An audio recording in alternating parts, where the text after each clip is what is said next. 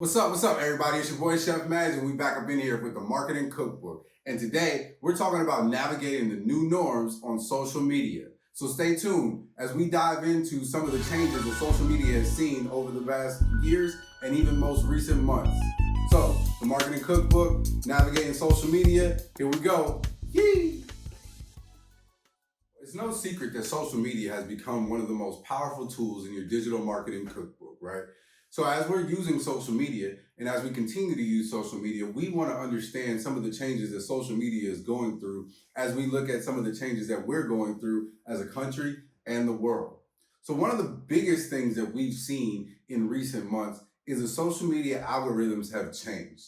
Historically speaking, social media algorithms were pretty easy to kind of navigate and predict because they went off of the movement of people. Most people went to work at a certain time. School age and college age kids went to school at a certain time. And so that kind of gave us the ability to predict what times of day people had available to be on social media. Well, one of the biggest changes that we've seen in recent months with COVID-19 and quarantine is that more and more people either work from home, work remotely, have different work hours. And so what that has done is that has allowed for people to be able to utilize social media at times of the day that they weren't typically using them. So what does this mean for us as business owners? We can use this information to our advantage. We can start to offer social media content at different times of the day and test out different types of content for different audiences at different times of the day. So your audience that was traditionally at work from say 9 to 5 that is now working from home, you may be able to put out a piece of content that may not influence a sale. However, that piece of content may keep somebody interested in your brand because they're on social media a lot more. They may not want to be inundated with sales content, but they want to be hit with quality content that they know that they can enjoy during their workday now that they're working from home. And that's just one idea and one example of how you can, navigate the new algorithms and the new times of day that people are using social media. As we get into understanding these new norms in social media and how people are using social media platforms nowadays, we can begin to start to develop content for each social media platform that delivers straight to that audience and be able to provide them the type of content that is relevant to them in that platform. And what do I mean by that? So we understand that Facebook is more of a discussion board platform where people like to talk about things, leave comments, have back and forth types of conversations. And so on Facebook, which Facebook video is getting a huge increase of views in recent months and even over the last year or so, with Facebook video, you may be encouraged to create videos that inspire a conversation, have videos out that end on a question where people can talk about the topic of the video in the discussion, in the comments of that. For Instagram, as we just talked about, Instagram TV is picking up in popularity. What does that mean? That means that you can now post longer form videos on Instagram. However, those people on Instagram that record, in the rectangular fashion so that people can hold their phones upright in this nature, they're seeing higher views on Instagram TV because of the way that the platform is made. Same thing with Snapchat. Most people on Snapchat, they're going to hold their phone up the long way. So when you create content for Snapchat, you want to try to create vertical video at 15 seconds a pop that delivers everything you're trying to say within that snap. Twitter has just opened audio tweets now. And we're going to see how that rolls out and how that goes. So people can leave voice messages in a tweet. And so now you can, be vocal on Twitter.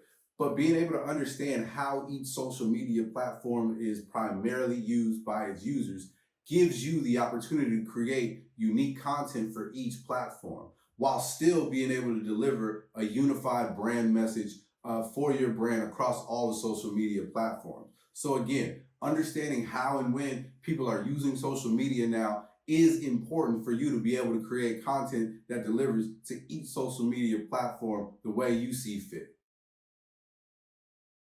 One of the things that we want to understand with the new algorithms and the new norms of social media, as we like to say, is that as a business owner, we can apply this information to our advertising strategy. Being able to understand when people are using social media more so for business purposes or making purchases helps us understand when and where we need to place our ads. Understanding each social media is important, and understanding how each social media is used is important. Understanding the types of content that work better on Facebook versus the types of content that work better on Instagram. All of these things help us be able to create a more complete advertising strategy when we look to create ads for our business on social media. So, as we look at how people are using social media nowadays, we look at things like Instagram TV. They're beginning to monetize their videos because they've seen a significant uptick in people watching the longer form videos on Instagram TV. We look at Snapchat. Snapchat appeals to an audience that is age range of 14 to 25. So products that are geared to that age group have seen a strong uptick in advertisement. We even see a heavy political advertising campaign on Snapchat right now because they're enticing the younger voters, the 17-year-olds that are turning 18, the 18-year-olds that just got the ability to vote. They are targeting these audiences specifically because they know these audiences use these specific social medias. Same thing with YouTube. With more and more people working from home, YouTube has seen an uptick in watch hours across the platform, across numerous amounts of channels have seen an uptick in watch time because now people can work from home. They have the ability to not just listen to audio, but they can go and watch video.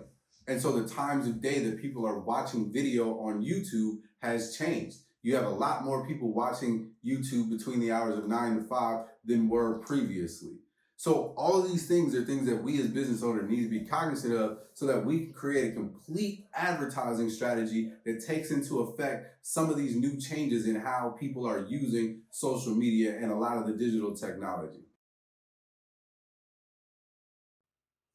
So one of the most frequently asked questions I get regarding social media is the use of automation and what some people refer to as bots. Um, is it good? Is it bad? So there's gray area, right? There's some automation for social media that does work. There is some automation for social media that can make you look bad as a brand. So we're going to talk about just a few ways to protect yourself from falling into some of these social media traps when it comes to automation. So first and foremost, let's understand what a bot is and define what it is for this conversation. So for this conversation, a social media bot is any automated piece of software that is performing actions for you on your behalf on social media. And this could be in a positive or a negative way. And as we've seen, obviously, going back to the 2016 election, there was a big to do about Donald Trump and how he worked with people from other countries to create bots that would influence the election. So how does that work? How does a bot ultimately influence an election? So one of the ways is that these bots they create fake profiles. They make it seem like they're real people, and then they begin to get into comments and discussions, and they are programmed to have responses to certain trigger words to be able to incite conversations and ultimately make people mad or just keep regurgitating information over and over and over again until somebody starts to question other information that may be factual. And so all of that sounds negative, right? All of that says, hey, well, no, I don't ever want to be a part of anything like that. However, on the flip side, the reason that even exists is because there was bots being used in a positive way, where if you had posts about a certain kind of a topic and another business or person wanted to know more about that, they could use a bot to find out, hey, let me find all the accounts that talk about traveling to different beaches.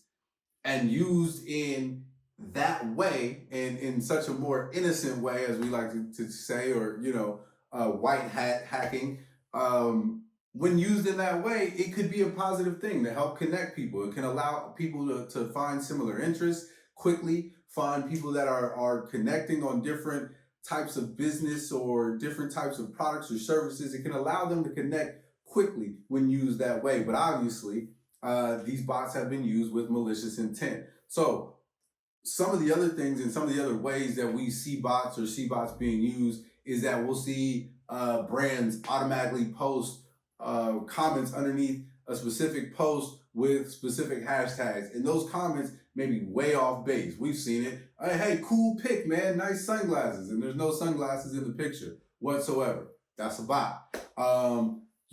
We've seen it in a nice way in the sports world. One of the funniest ones recently is all the positive comments about Steph Curry, man. Look at Curry, man. Such an inspiration. I know in a lot of sports blogs we see those bots posting those things. And so somebody said, well, what's the harm in that, right? If somebody's going to post a bunch of nice things about Steph Curry, what does that do? Well, it does a couple different things. It messes up the algorithm for real people. So we don't know who's real and who's fake and who's actually commenting on these posts. The other thing that these things are doing, what they're trying to do is build up awareness and fans for this fake account so that typically they can go sell off this account to another advertiser, which will ultimately be some other fake bot where they can run up views and comments on other accounts. It's kind of a bot wheel, and we can get further into that on another topic. But the point that I'm trying to drive home here is that automation in its infancy, when it was created for social media, was a good tool and can still be a good tool. There are very good tools out there, Hootsuite, Later.com, that allow you to pre-plan posts, allow you to put posts up for about 30 days in advance. You can kind of set it and forget it and allow your content to be automated in that way. There's absolutely nothing wrong with that. But the auto liking, the auto commenting, and the new one that's out there, stories. We see this a lot where bots will watch your stories in order to get you to go look at their profile and ultimately follow them.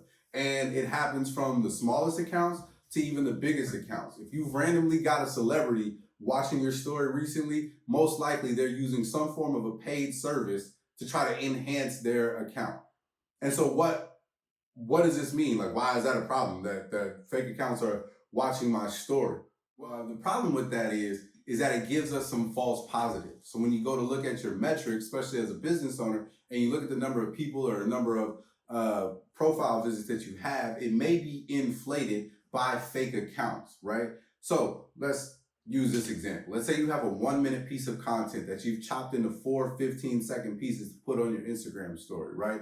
And so now you have 4 different stories, if you will, but they make up one complete story. Well, the bots, for the most part, are only going to watch that last 15-second piece. So let's say you have 100 views on your post, on the last post, right? But then you look back across your first 3 and there's only 30 views on the first 3. That means you have 70 fake accounts watching your Instagram story, which for you as a business owner means very little. As opposed to if I had 80 people watching the first 3 and then 100 people watching the last one, that means I have a higher percentage of people actually watching my full story than I do fake accounts watching my story. So again, we want to understand these things because we want to use these metrics to our advantage. Because one of the things that people get caught up in is say, oh, 100 people watch my Instagram story. And that's not as important as the percentage of people that started the story and ended the story. So if you have 100 people that started watching your story, but by the end of the story, only 50 real people were watching it and 50 of them were automated bots, then we know, hey, somewhere along the line, that piece of content did not hit or did not deliver to my audience. And so we want to be cognizant of that fact. We don't want these fake accounts to blow up our numbers and give us a false positive. We want to be able to use real qualitative numbers that we can actually use as business owners to be able to create content that we know works for us. So in review, when it comes back to social media and automation and bots, there's a lot. I mean, we can probably have a whole episode just on this topic by itself. But I want you guys to understand, automation is not a dirty word. Bots are not necessarily a bad thing, but how you use them as a business owner could be the breaking point for your brand. You could leave the wrong comment. You could, post the wrong piece of content at the wrong time through an automated piece of software, and it can mess you up as a business. So let's be careful about how we use automation. Let's be more diligent about spotting bots and fake accounts. And let's make sure that we as business owners are not taking that into our metrics and only using the qualitative data that matters to us. So, just to bring it back home, today we talked about social media and how we navigate the new norms that are occurring in social media. We talked about the times of the day that people are using social media. We talked about how the times of day that people are using social media affects advertising. We talked about how it affects the content that we can deliver through social media. And then lastly, we talked about social media automation, bots, and how that is affecting us as business owners in social media and in our ability to deliver content through social media platforms. So if you guys have any other questions or would like to reach out to me directly about this particular topic or any other topic that we talk about on the Marketing Cookbook, feel free to send me an email, a direct message, call me. You know, if you see me in the street, stop me and say, hey man, let's talk about marketing. I'm all for it. But as always, this has been the Marketing Cookbook. I am Chef Max, and I can't wait to see you guys on the next episode. Yee!